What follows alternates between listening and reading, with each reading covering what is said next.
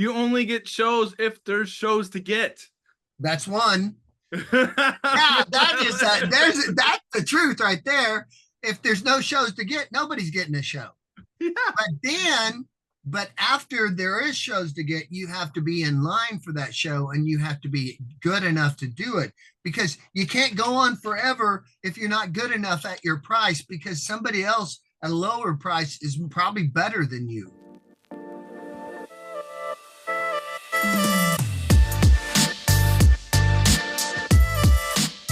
Woohoo! We're here again. My gosh, this is great. Yeah. So basically, guys, I just wanted to hop on real quick and just talk about something that I don't think I don't think everybody understands what exactly is going on when you talk about sales. So I saw a post recently on a Facebook group that said something along the lines of, if you're booking 20 events at $1,000, why wouldn't you book 10 events at $2,000, and then you're working half as much but still making the same amount of money? And when I saw this post, my mind went on overload.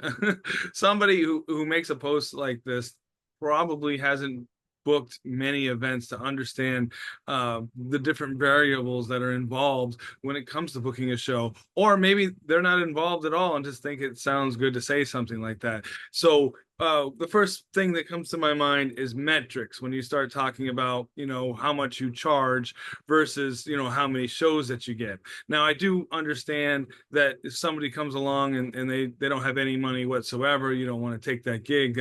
That makes all the sense in the world. And yet at the same time, you the market's variable, right? Like the market depends on where you're at, how many shows are happening that year, how important is the date. So it's not like you can just, I'm going to charge double and make the same amount and work half as much. I mean, that sounds great in theory.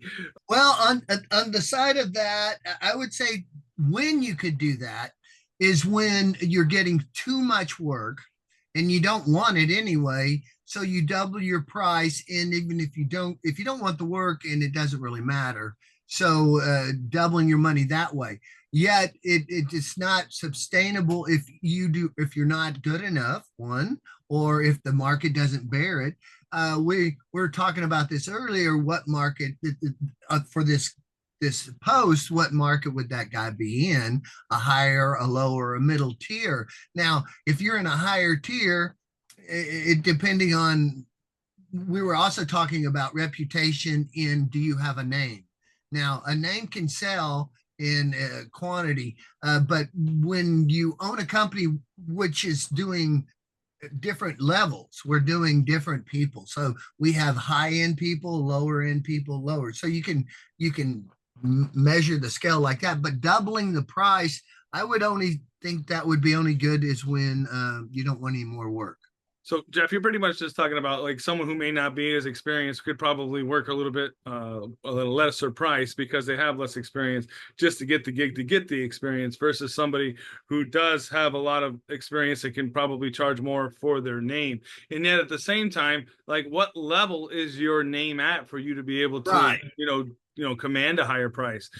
Something like a national act, they could just set out whatever their price is, and someone who may be local that has a good, company backing, could probably raise their price up a little higher than somebody who had just started out. And so factoring Supply all and these, demand. yeah, Supply well, and when demand. you factor in all these variables, it's not like you could just stick an easy button in the middle of the equation and say, oh, I'm charging double and I'm going to work less but get paid the same amount. And there's something else involved too. Like, so if you're spending a lot of money on ads, right? So you have that bill that you got to pay every single month. It's like the cost to run a business on the other aspects as well, like your CRM, you're running your ads, you're running your email service. There's so many different expenses that go into running a company. And if somebody else isn't, advertising at all, and it's all just word of mouth, think of it like this: if your business is word of mouth, I mean, it may start out pretty good, but then it's just going to die out. You know why it's going to die out? Because you haven't fed any money into the ad system to give you new leads so that you can take your word of mouth and your new leads to grow up higher. So basically, the bigger you grow your company, the more expenses you're going to have to operate the company at that level. So just to It also depends on what your desired outcome is. Like if you want to work less and you're thinking about getting out, then maybe that might be a good idea for you. But yet if you want to dominate and take over the market, then you would have to feed it more for it to be able to grow further. So that's basically that's basically where I'm at the moment. But yeah, it's not like you can just go in, stick an easy button on it, and then just call it a day. So and it also tells me somebody who would say or something like that doesn't understand, basically how a business model would work, right? Like you spend a bunch of money to get new leads in, and then you still got to cycle through it. So that's a lot of time, money, and energy invested into getting new leads. And if you can't close them, then it's all for nothing, right? So, and it doesn't have anything to do with what price you put on your contract, because the market sets the price. And that's just kind of how that works. And also, like throughout the year, right? We do know there's busier months and slower months. So some people, they may want to charge more in a busy month because they know they can get it, versus maybe charging a little less in slower times, just to keep your staff happy or your bills paid through the slower Or months. the same thing of time of the week. Basically, you could come down on a weekday if you don't get very many gigs on a weekday and keep the prices up on weekends. Or per se, you could also, wherever you want to be, is you can take less work for more money. But the thing is, what Scott's saying, basically, you can't guarantee that always. Who's setting the market? The only way, again, my best thought is if you're going to double your prices, you better be really good. But if you're in so high demand, then you can Well, double your price. this basically leads back to the whole equation that I had that led to my ultimate changing point, where it was like I wanted to be able to, the harder you work, the more money that you make. So let's say you had something like a big corporation that was just feeding you gigs. So that would be great, but if they're not doing a show that month, then they're not going to feed you any gigs. So it's not like you're going to be able to work harder to get more money. It's just if it happens to be there, it's there. So otherwise, it's feast or famine. We want to be able to survive during the slow times when you do have the busy season. So just something to keep in mind when you're moving forward. I personally would like to have more control over the growth of my business versus somebody else dictating to me how big my business could be. Something and, to think about and as it well. keeps growing.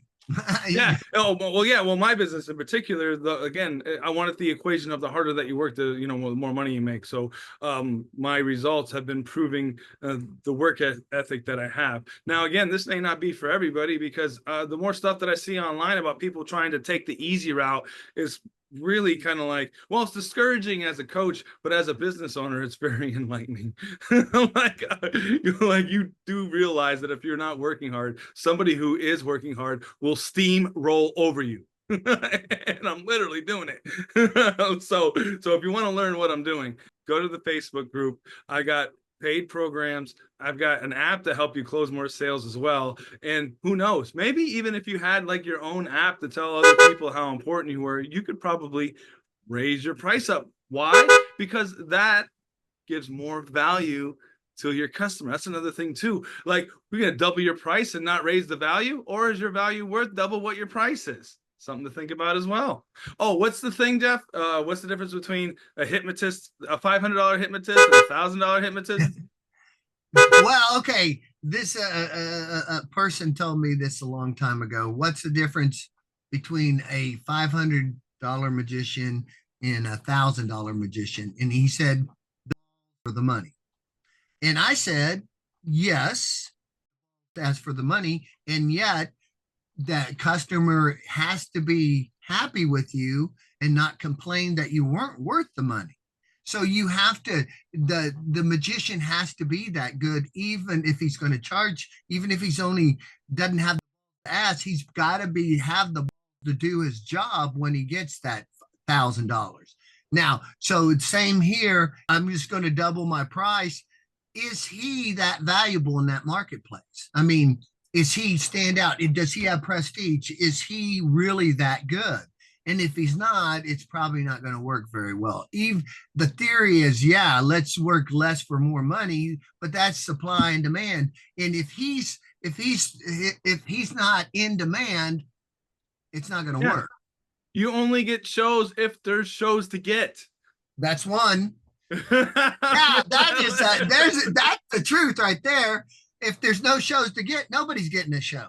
Yeah. But then, but after there is shows to get, you have to be in line for that show and you have to be good enough to do it, because you can't go on forever if you're not good enough at your price, because somebody else at a lower price is probably better than you. Yeah, And and at the same time, think about it like this: you say no, I'm not going to go do that show, and somebody else does, and it's like not a big discrepancy on price, other than you just like, oh, I'm just not going out, I'm better than that, and unless somebody else goes out, and then they end up getting a residency or in with the venue because the venue needs a DJ, and they're sick of dealing with somebody who doesn't want to come out for a little bit lower to help out somebody who, I don't know, people are asking for military discounts all the time. I say, yeah, thanks for your service, you know. Like, I'm not going to be up on my pedestal and say no. I mean, like, something else to think about as well. So many different things. So glad I got this off my chest. So the next time woo, somebody asks this in another group, hey, I'm going to post this on my YouTube channel and then probably even tag them in this video. But anyway, guys, I got a Facebook group. We do weekly talks. This is just a little snippet of what we do. I don't know. You keep seeing stuff in my studio because the company keeps growing and I keep needing to test out the new toys. But come see us in the Facebook group. Join the email list. I'll have more things on the horizon because I've got the next phase figured out. So I'll go ahead and say peace out for now. I'll peace catch you in the out. next one. See you in the Facebook group. All right. Bye, Jeff.